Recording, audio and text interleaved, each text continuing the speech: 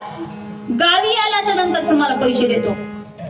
वासुदेव म्हणाले हरकत नाही, देवाने आता ठरवलेलंच होतं याची परीक्षा घ्यायची, हरकत नाही. पाटील गावी गेला. गावी गेल्याच्या नंतर घरी गेला. पेटी आठवते ना?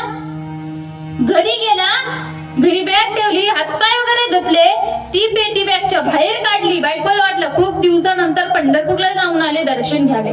कारण की बाईने जर आपला नवरा तीर्थक्षेत्री जाऊन आला, दर्शन घेतलं की अर्ध पुण्य बायकोला लागत असतात. तिने दर्शन घेतलं, त्याने ती पेटी काढली आणि बायकोकडे दिली. म्हणे हे बघ तुझ्यासाठी सरप्राईज आणलं मी. तिला एवढा आनंद झाला, ती म्हणाली लग्नाला 18 वर्ष झाले, कधी काही आणलं नाही आणि आज पहिल्यांदा भेटवस्तू आणली. तिला फार आनंद झाला. काय असेल काय असेल, तिला चाहूल लागली. काय असेल म्हणे त्या पेटीमध्ये. खूप आनंद दिला. ती म्हणाली चावी. म्हणजे अगं बघ, गडबडीत चावीच आणायचं विसरून गेलो.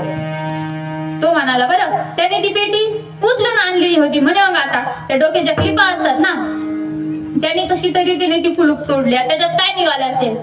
महिला मंडळ, हार, बांगड्या, सोनं, चांदी काय निघालं असेल? त्याच्यात निघाल्या 3 कैच्या आणि 2 वस्त्रे. काय निघालं? 3 कैच्या आणि 2 वस्त्रे निघाले. आता ती एवढी रागावली, म्हणे हे आणलं का म्हणे, आता सगळं सोडून द्यायचं आणि हेच करायचं का? तिला खूप राग आला. ती भांडू लागली नवऱ्यासोबत.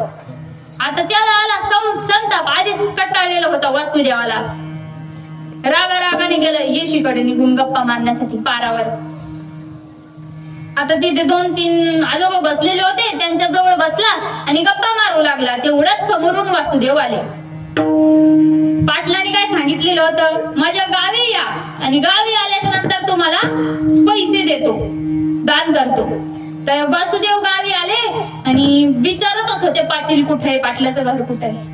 एक आजोबा म्हटले हे काय नाही पाटील, समोरून येत आहे म्हणे, उभे आहेत म्हणे. ओ पाटील. आता पाटलाने वासुदेवाला पाहिलं, तिथून धुवून ठोकली.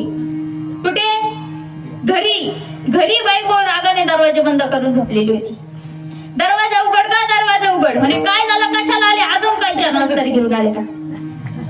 म्हणे नाही ग म्हणे, असं झालं होतं, वासुदेव भेटले होते, पैसे मागत होते, त्यांना म्हटलं गावी ये. आता ते गावी देखील आले, आता काय करावं?